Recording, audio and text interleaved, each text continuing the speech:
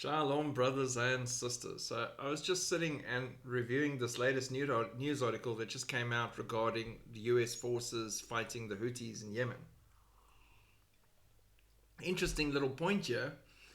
US fighter jet worth over $60 million rolled off the ship into the sea. Splash. $60 million gone. Not counting the value of the tractor that was pulling it at the time. The US Navy fighter jet valued at more than $60 million rolled off the ship and sank in the Red Sea. The Hornet was on the USS Harry S. Truman aircraft carrier and being towed out of the hangar bay on Monday when ship crew members lost control.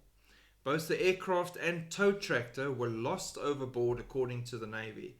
Sailors towing the aircraft took immediate action to move clear of the aircraft before it fell overboard. Two enlisted crew members, one in the jet, so the pilot, and one in the tractor, managed to jump out before the large objects dropped into the ocean.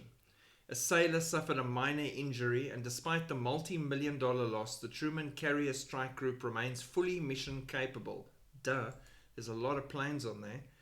A US official initially told CNN that the Truman made a hard turn to avoid strikes from the Iran-backed Houthis, and that the move contributed to the jet rolling overboard.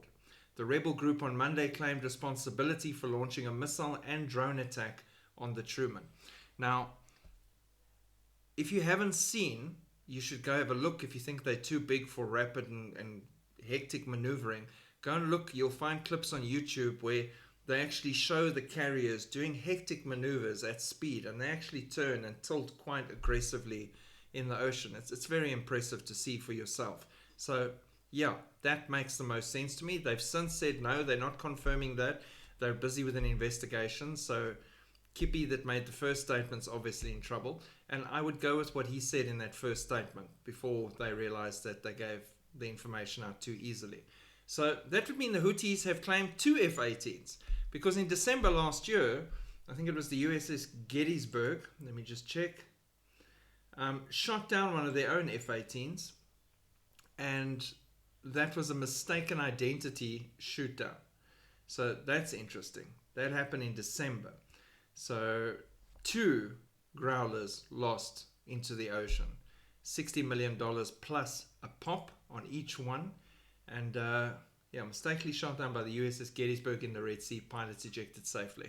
So they shot down their own F-18 and they dropped the other one into the ocean. $120 million plus of amazing fighter plane. I personally love the Hornet. I think it's an amazing fighter attack aircraft. But yeah, it doesn't work very well when you shoot down your own planes when you drop them in the ocean. But on a totally different note, on that news, they've just interviewed Trump as he reflects on his first 100 days in office. Big smiles from him and Vance. But the statement he made just stuck with me. And I personally don't think he's the Antichrist. I've got higher standards for Antichrist and what he's going to do to the world. But I can see why people think he is sometimes, because of statements and things that he does and statues he's gifted and things like that. But this statement is right up there again. Listen to this.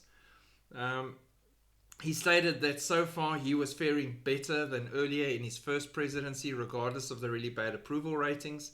And then he said this: the first time I had two things to do: run the country and survive. I had all these crooked guys, he stated. And the second time, I run the country and the world. Hello. I run the world. Overreaching much?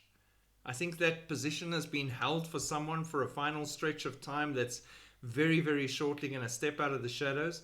But yeah, interesting statement. Now, I run the country and the world.